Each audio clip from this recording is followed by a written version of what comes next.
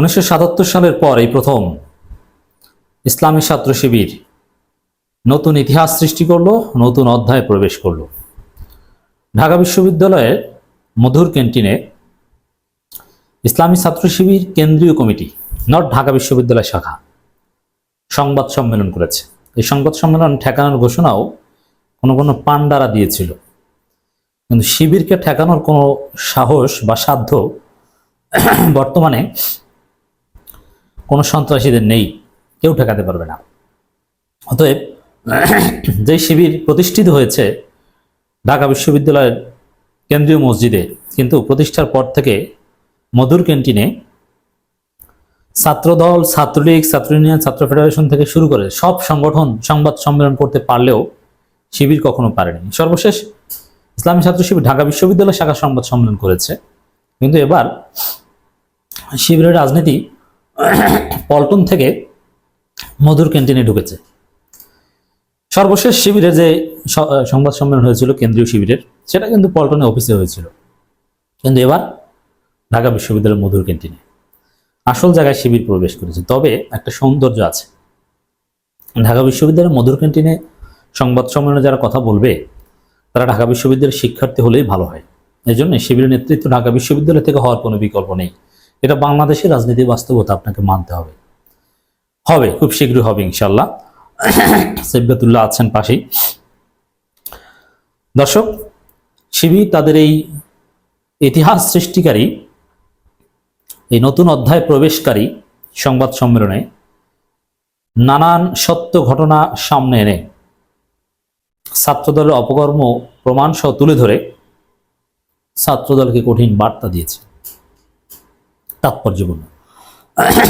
এবং জাতির সামনে স্পষ্ট হয়ে গেল ছাত্রদল এখন ছাত্রলীগের মতো সন্ত্রাসী রাজনীতি করছে, শাহবাগী রাজনীতি করছে। একটা শিবির ধৈর্য ধরে, এগুলো কারা বলতো? এগুলো এখন ছাত্রদল বলছে। শিবির কোপানো জায়েজ কারা বলছে? এবং সিলেট এমসি কলেজের ঘটনায় সিলেট মেডিকেল কলেজে ছাত্রদলের এক ইন্টার্ন চিকিৎসক ওই সামান্য আহত ছেলেটাকে মেরে ফেলার মতো একটা অবস্থা করেছে, শিবিরকে ফাঁসানোর চেষ্টা করে, সেটাও আবার ধরা পড়েছে। মানে ছাত্রদল এতটা মাথা মোটা, তাদের অপকর্মগুলো কিন্তু তারা ধামাচাপা দিতে পারে না। ছাত্রলীগ যেটা পারত সব হাতে নাতে ধরা পড়ছে। আপনারা জানেন যে কুয়েটের যে ঘটনা, তাতে কিন্তু বিএনপির লোকজন গ্রেপ্তার হওয়া শুরু হয়েছে, অলরেডি 4 জন গ্রেপ্তার, মামলা হয়েছে। বিএনপি উদ্বেগ প্রকাশ করে বিবৃতিও দিয়েছে। চলমান পরিস্থিতি নিয়ে বাংলাদেশ ইসলামী ছাত্র শিবির সংবাদ সম্মেলন, শিবির 1952 সালে 21শে ফেব্রুয়ারিকে স্মরণ করেছে, 71কে স্মরণ করেছে, 71-এ মহান মুক্তিযুদ্ধের বীর শহীদদের স্মরণ করে। মানে শিবির 52, 47, 52, 71, 24 সব ধারণ করে।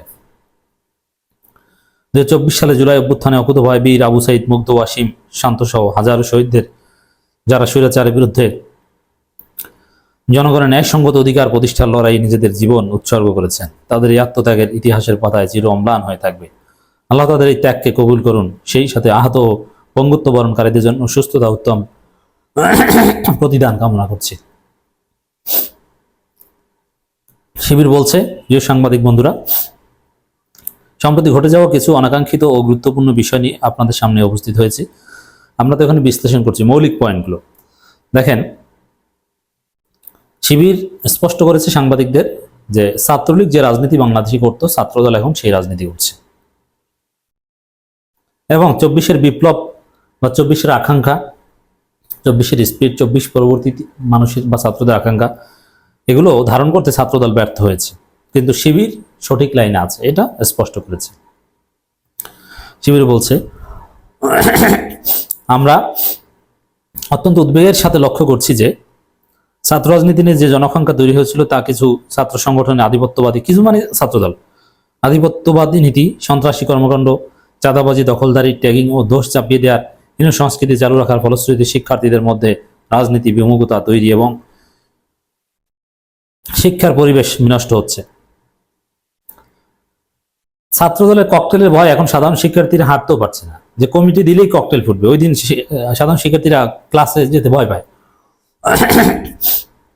নিষিদ্ধ ছাত্রলীগ বাংলাদেশ থেকে বিতাড়িত হলেও দুর্ভাগ্যজনকভাবে বন্ধুপ্রতিম ছাত্র সংগঠন ছাত্রদলকে তাদের পথ অনুসরণ করতে দেখা যাচ্ছে। তারপরও শিবিরের উদারতা যে তাদেরকে বন্ধুপ্রতিম বলছে। ক্যাম্পাসের সকল রাজনৈতিক ও সামাজিক সংগঠন সমূহের মধ্যে পারস্পরিক শ্রদ্ধাবোধ, সহযোগিতা ও সহাবস্থান নিশ্চিত করে শিক্ষার সুষ্ঠু পরিবেশ বজায় রাখা সকলের দায়িত্ব। কিন্তু আমরা লক্ষ্য করছি বিভিন্ন ক্যাম্পাসে ছাত্রদল, ছাত্র শিবির সহ অন্য ছাত্র সংগঠনকে অন্যায়ভাবে দমনের চেষ্টা করছে। শুধু তাই নয়, বৈষম্যবিরোধী ছাত্র আন্দোলনকেও ছাত্রদল দমনের চেষ্টা করছে। নিজেদের সন্ত্রাসী কায়দায় শিক্ষার্থীদের উপর হামলা করে তার দায় উদ্দেশ্যপ্রণোদিতভাবে ছাত্র শিবিরের উপর চাপিয়ে দিচ্ছে, যার প্রবক্তা ছিল নিষিদ্ধ সংগঠন ছাত্রলীগ।